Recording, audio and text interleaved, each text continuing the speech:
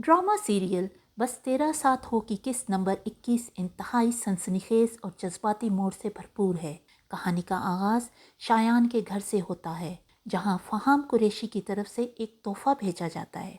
शायान और उसके वालिद के दरमियान इस बात पर बहस होती है कि फहाम कुरैशी दरअसल फहाद का भाई है, जिसका शायान ने हादसा किया था। शायान का मानना है कि फहाम शीरीं के लिए एक बेहतरीन रिश्ता है और शायद वो शादी के बदले अपना केस भी वापस ले लेगा।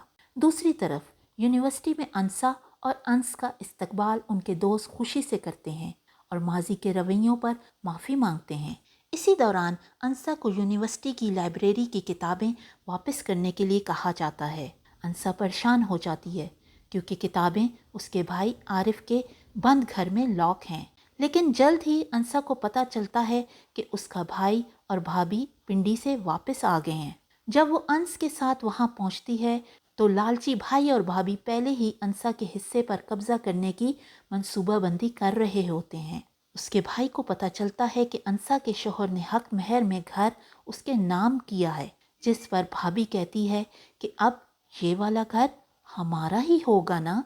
घर पहुंचने पर भाई और भाभी अंसा से इंतहाई बदतमीजी करते हैं और उसे घर से निकलने का कहते हैं।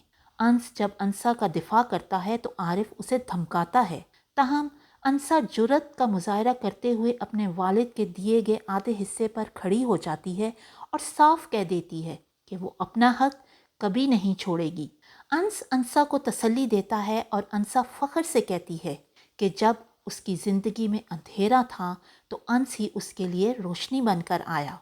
इधर शीरीं परेशान होती है क्योंकि उसने फहाम को किसी दूसरी लड़की के साथ देखा था, लेकिन फहाम फ़ोन करके वजाहत करता है कि वो लड़की इसकी कज़न की मंगेतर है जो इटली से शॉपिंग के लिए आई है। शीरीं ये सुनकर पुरसकून हो जाती है। किस के एक और हिस्से में अंस की कज़न शीरीं अंसा को ताना देती है कि अंस की कोई पर्सनैलिटी नहीं और उसका ड्रेसिंग सेंस भी अच्छा नहीं, जिस पर अंसा उसे करारा जवाब देती है। आखिर में शीरीं के वालिद मुरसलीन साहब उसे फहाम से मिलने और शॉपिंग पर जाने से सख्ती से मना करते हैं। बाप बेटी के दरमियान इस तल्ख बहस के दौरान अंसा वहां आती है और शीरीं को नसीहत करती है कि जब एक बाप इतने दर्द से रोक रहा हो तो बेटी को रुक जाना चाहिए, जो कि शीरीं के अपने साबका ताने का जवाब था।